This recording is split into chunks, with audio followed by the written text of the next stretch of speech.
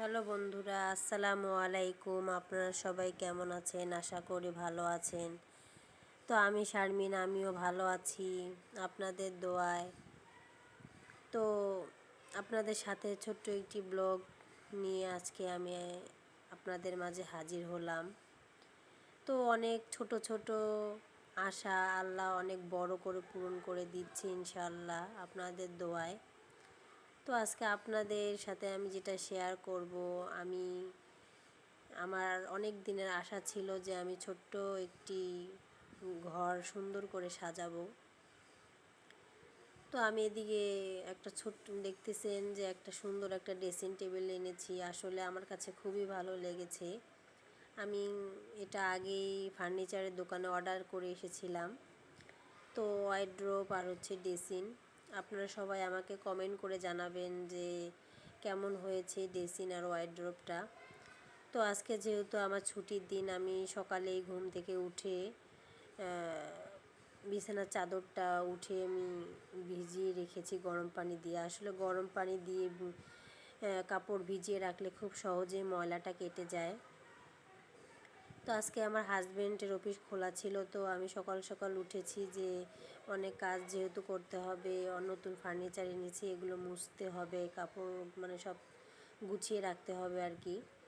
তো আমি এদিক দিয়ে সকালেই আমার হাজব্যান্ড যাওয়ার পর ঘুম থেকে উঠে আমি সব কাজ আর কি, কাজ বলতে আমি বিছানার চাদরটা ধুয়ে নাস্তাটা করে নিলাম, মানে চা আর রুটি, হালকা কিছু নাস্তা করে নিয়ে তারপর আমি আর কি, ও যেহেতু দুপুরেই চলে আসবে, লাঞ্চ খেতে আসবে আর কি, তো ওর জন্য আমি খাবার রেডি করলাম তাড়াতাড়ি করে। কারণ কেননা লাঞ্চের সময় আসার পর যদি খাবার রেডি না থাকে তাহলে আসলে কেমন হয়ে যাবে।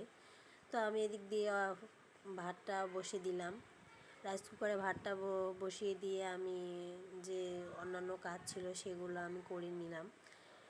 আর হচ্ছে যেহেতু শীতকাল চলে এসেছে, তো কম্বলটাও রোদে দিতে হবে, অনেক দিন ব্যাগের ভিতরেই আছিল। তো আমি ধুয়ে শুকিয়ে আর কি রেখে দিয়েছিলাম ব্যাগে। তো এখন ভাবলাম যে ধুবো না আর কি, এটা রোদে দিব। তো আমি অফ ক্যামেরায় সব বালিশ আর হচ্ছে কাঁথা কম্বল সব ছাদে লেড়ে দিয়ে এসেছিলাম। তো ওগুলো দিয়ে আসার পর আমি অফ ক্যামেরায় মাছটা ভেজে নিয়েছি, কারণ আজকে এসে বলছিল যে ইলিশ মাছ খাবে। তো খালি ইলিশ মাছ সবজি যেহেতু ঘরে ছিল না, যেহেতু মাসের শেষের দিকে আপনারা সবাই জানেন বাজার ছিল না আর কি, তো আমি ভাবলাম যে আর দুটো আলু দিয়ে আর কি রান্না করে নেই।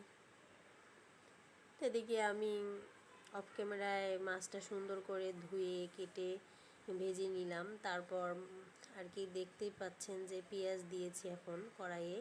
তো মাছে কিন্তু আমরা খুব কম মশলা খাই, তো হালকা একটু মশলা মানে আদা রসুন বাটা দিলাম, আর হচ্ছে গরম মশলার গুঁড়া দিয়ে আজকে আমি সব রান্না করে নিব। আর ইলিশ মাছে অতটা মশলা দিতে হয় না। তো আমি এদিক দিয়ে মশলা সুন্দর করে কষিয়ে নিচ্ছি, কারণ কেননা মশলাটা যত সুন্দর করে কষাবেন তরকারিটা তত বেশি ভালো হবে, ভালো লাগবে। তো আমি এদিকে মশলাটা কষিয়ে তারপর আলুটা দিয়ে দিলাম। আলুটা দিয়ে সুন্দর করে নেড়ে মানে লাড়তে হবে আর কি। তো এদিকে আমি চুলা কমিয়ে দিয়ে ঢেকে দিয়ে আমি যে কাজ ছিল সেগুলো করে নিলাম ঘরের। ঘর জানেনই তো, সপ্তাহে একদিন ছুটি হলে কত কাজ করতে হয়, তো আমি এদিকে সব কাজ করে নিলাম। তো এদিকে দেখলাম যে আমার আলুটাও প্রায় সিদ্ধ হয়ে গেছে, তো আমি কষিয়ে নিয়ে সুন্দর করে ঝোল দিয়ে তারপর মাছটা বসিয়ে আর কি দিয়ে দিব। কারণ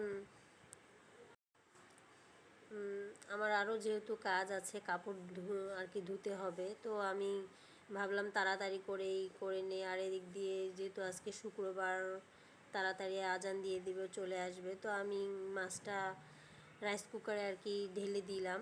ঢেলে বসিয়ে দিয়ে আমি ওই কড়াইতে আর কি কচু শাকটা রান্না করে নিচ্ছি। তো আমিও দেখতেই পাচ্ছেন যে মশলা কষিয়ে আমি কচু শাকটা রান্না করে নিলাম।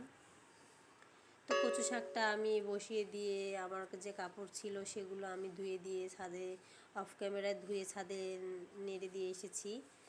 আর এদিকে দেখেন আমি ধনিয়া পাতা দিয়ে দিলাম। আসলে শুক্রবারে এত কাজ থাকে যে আপনাদের সাথে ভালো করে ভিডিওটা আমি শেয়ার করতে পারলাম না। আপনাদের কাছে আমি ক্ষমা চেয়ে নিচ্ছি আসলে।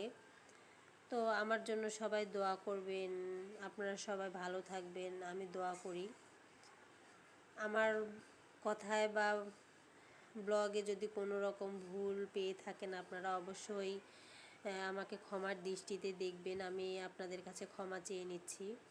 তো সবাই আমাকে কমেন্ট করে অবশ্যই জানাবেন যে আসলে কেমন হয়েছে আমার এই ছোট্ট ড্রেসিং আর হচ্ছে আমার এই ওয়ারড্রোবটা। কারণ অনেক আশা ছিল যে আমি সুন্দর করে আমার সংসারটা সাজাবো। তো ছোট ছোট আশাগুলো আল্লাহ আমাকে অনেক বড় করে পূরণ করে দিচ্ছে ইনশাআল্লাহ আপনাদের দোয়ায়। সবাই আশা করি ভালো থাকবেন। আর যেহেতু সামনে শীত আসছে অবশ্যই সবাই সাবধানে থাকবেন, যেহেতু ঋতু চেঞ্জ হচ্ছে অবশ্যই সবাই অসুস্থ হয়ে যাচ্ছে। আজকে এই পর্যন্ত, আল্লাহ হাফেজ।